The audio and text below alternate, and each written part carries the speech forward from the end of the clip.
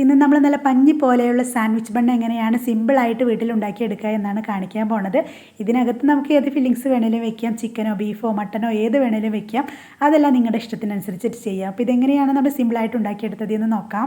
അപ്പോൾ നമ്മുടെ ഈ സാൻഡ്വിച്ച് ബണ്ണ് റെഡിയാക്കി എടുക്കാനായിട്ട് ആദ്യം നമുക്കിതിലേക്ക് വേണ്ട ഡോ തയ്യാറാക്കി എടുക്കാനുണ്ട്. അപ്പോൾ അതിനായിട്ട് ഇതുപോലെ ഒരു ബൗളിലേക്ക് നമ്മൾ 2.5 കപ്പ് അളവിൽ മൈദാപ്പൊടിയാണ് ഇട്ട് കൊടുക്കുന്നത്.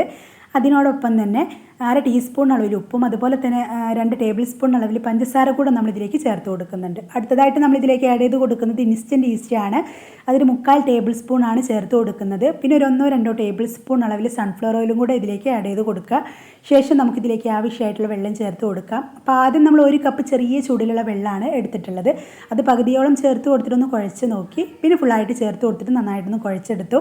അപ്പോൾ വെള്ളത്തിൻ്റെ അളവ് കുറവായതുകൊണ്ട് തന്നെ ഒരു 2 ടേബിൾ സ്പൂണും കൂടെ എക്സ്ട്രാ ചേർത്ത് കൊടുത്തിട്ടുണ്ട്. ടോട്ടൽ 1 കപ്പും 2 ടേബിൾ സ്പൂണും കൂടെയാണ് വെള്ളം നമ്മളിതിലേക്ക് ചേർത്തിട്ടുള്ളത്.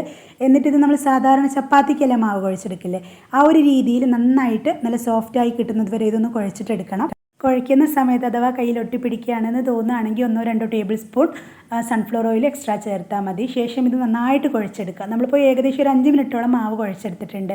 5 മിനിറ്റോളം കുഴച്ചെടുത്തപ്പോഴേക്കും മാവെല്ലാം നന്നായിട്ട് സോഫ്റ്റായി റെഡിയായി വന്നിട്ടുണ്ട്. ഇനി കയ്യിൽ വെച്ചിട്ട് ജസ്റ്റ് ഇതുപോലെ ഒന്ന് ഉരുട്ടിയിട്ടെടുക്കുക.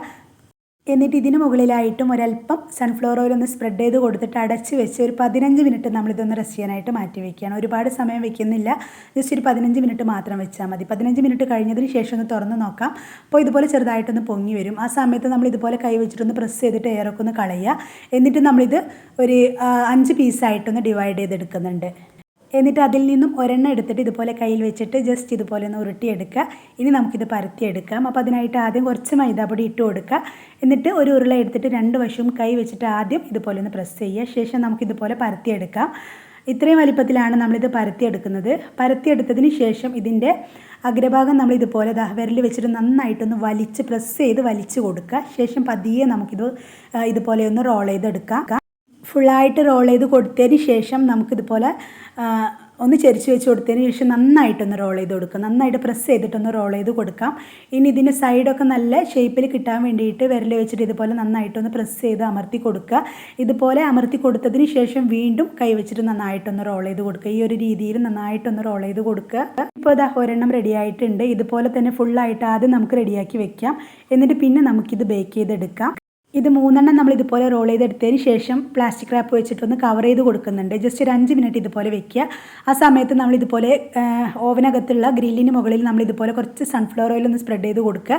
ഇത് നമ്മളൊരു കാണാനൊരു ഭംഗിക്ക് വേണ്ടിയിട്ടാണ് ചെയ്യുന്നത്. എന്നിട്ട് ആ ഗ്രില്ല് വെച്ചിട്ട് ഇതുപോലെ പതിയെ ഒന്ന് പ്രസ് ചെയ്ത് കൊടുക്കുക. ഇതുപോലെ നന്നായിട്ടൊന്ന് പ്രസ് ചെയ്ത് കൊടുക്കുക. അതാ കണ്ടില്ലേ, ഈ ഒരു രീതിയിൽ പ്രസ് ചെയ്ത് കൊടുക്കുന്നത് കാണാനൊരു ഭംഗിക്ക് വേണ്ടിയിട്ട് മാത്രമാണ്, ഓപ്ഷണലാണ്, വേണമെങ്കിൽ ചെയ്താൽ മതി. എന്നിട്ട് പ്രീ ഹീറ്റ് ചെയ്ത ഓവനിലേക്ക് നമുക്കിത് വെച്ച് കൊടുക്കാം.